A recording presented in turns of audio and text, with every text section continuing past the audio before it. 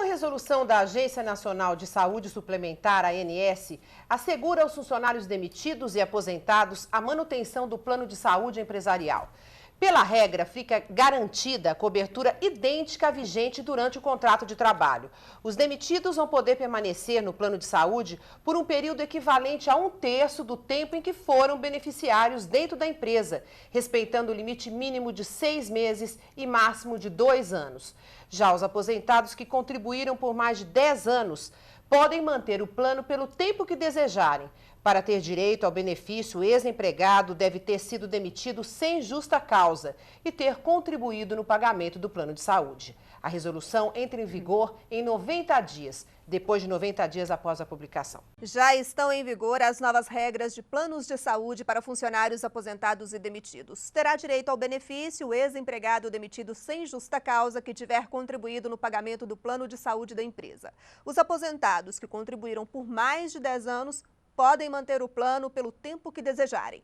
Já os demitidos poderão permanecer no plano por um período equivalente a 1/3 do tempo em que foram beneficiários dentro da empresa. Mais informações no site da ANS, Agência Nacional de Saúde. Nova resolução da Agência Nacional de Saúde determina que aposentados e funcionários que venham a ser demitidos tenham o direito de permanecer com o plano de saúde que era usado pela empresa. A norma publicada na última sexta-feira, dia 1º de junho, determina que os funcionários demitidos e aqueles aposentados tenham direito à manutenção do plano de saúde empresarial com cobertura idêntica à vigente durante o contrato de trabalho. A medida agradou desempregados e até quem está trabalhando. É um apoio, né? Até a pessoa se reorganizar novamente.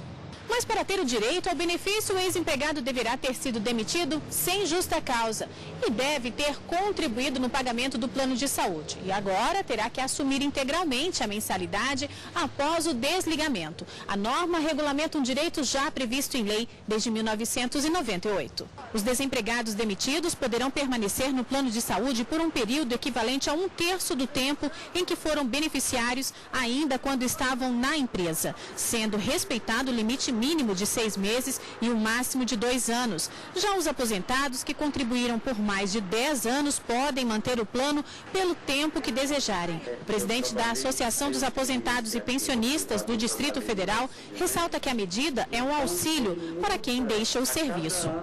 Ela chegou numa boa hora porque justamente vai proteger os trabalhadores que estão se aposentando agora, né? Então nós pensamos que essa proteção é muito interessante para o trabalhador. Muito bem, agora nós vamos conversar aqui nos nossos estúdios da TV Justiça com o advogado especialista na área de saúde, Luiz Fernando Moreira. Boa tarde, doutor. Tudo bem? Boa tarde. No caso do aposentado, tudo bem, mas e do trabalhador que foi demitido? Como é que ele vai conseguir pagar o plano de saúde, mesmo que ele decida continuar com ele? A norma estabelece que ele vai pagar a cota patronal, que era subsidiada pela pessoa jurídica empregadora, e a cota pessoal que ele pagava anteriormente. Como já dito na reportagem, ele vai ter direito a permanecer entre 6 meses a 24 meses, dependendo do tempo de contribuição para esse plano.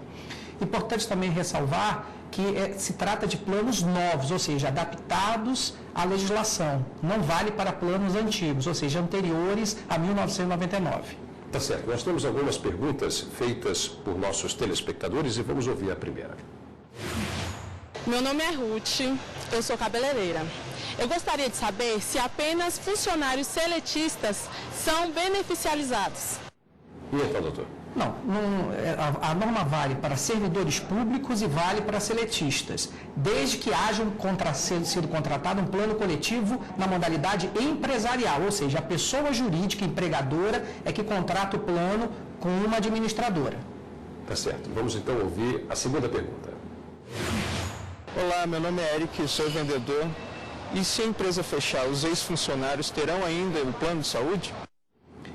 Na verdade, no caso da empresa fechar, não quiser mais oferecer o produto, também tem essa possibilidade. A empresa não quer mais oferecer o benefício.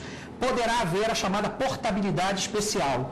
Ou seja, o beneficiário daquele plano de saúde pode contratar junto ao mercado um plano de saúde coletivo por adesão ou individual. Tá certo. E no caso, por exemplo, do trabalhador demitido, optar por seguir com aquele plano. E aí ele consegue um emprego. Ele pode continuar com aquele mesmo plano de saúde? Se havia alguma afinidade com aquele plano, ele pode continuar ou não? A norma estabelece que ele perde esse direito. Não quer dizer necessariamente que a pessoa jurídica empregadora e a operadora que está oferecendo vão até, talvez, até optar pela manutenção dele, de acordo com a idade ou de acordo com o valor da mensalidade que ele paga. Mas a norma prevê uma perda de direito no momento de admissão em novo emprego. Tá certo. Nós temos mais uma pergunta de nossos telespectadores.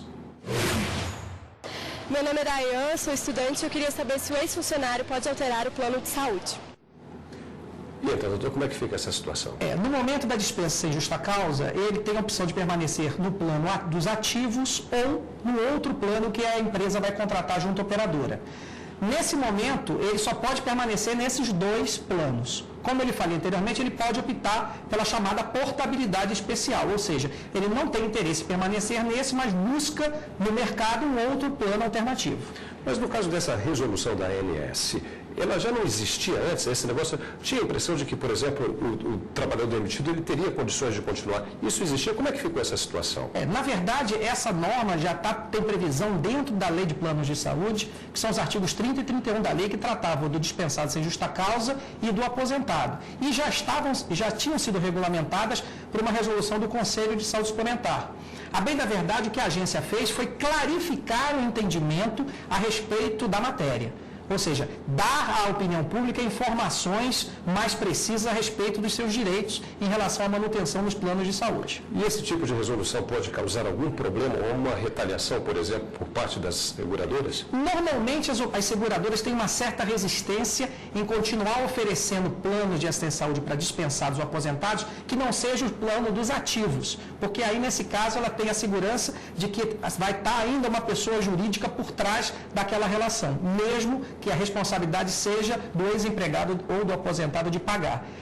Isso, de fato, existe. Mas a agência tem acompanhado esse movimento e tem, inclusive, autuado, na verdade, os operadores que se recusam a oferecer essa assistência. E o que está previsto em lei para esses casos? Não, está prevista a autuação da operadora caso ela se recuse a oferecer um plano de assistência à saúde. O que é importante ressalvar também, Paulo, que a obrigação é da pessoa jurídica empregadora. No momento da dispensa ou no momento da aposentadoria, cabe ao empregador a apresentar um termo de opção para que o ex-empregado se manifeste quanto à permanência do plano de saúde. E no caso do aposentado, para ele continuar, será que ele vai continuar pagando a mesma coisa que pagava enquanto ele estava na ativa? Não. Porque a seguradora pode cobrar, aí ela fica livre para cobrar um reajuste por causa dele ser um aposentado? Não, a regra prevê que o reajuste é isso? único, tanto para plano ativo quanto para plano inativo. É considerado uma carteira integral. Mesmo ele participando de um plano de inativos, ele vai ter o mesmo reajuste aplicado para o plano dos ativos.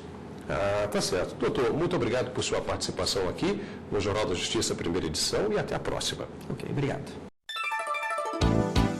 Súmulas do STJ mais próximas de você. Os contratos de plano de saúde estão submetidos ao Código de Defesa do Consumidor. Essa é a súmula 469 do Superior Tribunal de Justiça. Então, qualquer problema com os contratos dos planos, a pessoa que se sentir prejudicada por qualquer procedimento tem as garantias do Código. A súmula abrange também os planos de saúde contratados antes de 1990, quando o CDC passou a vigorar. Súmulas do STJ mais próximas de você.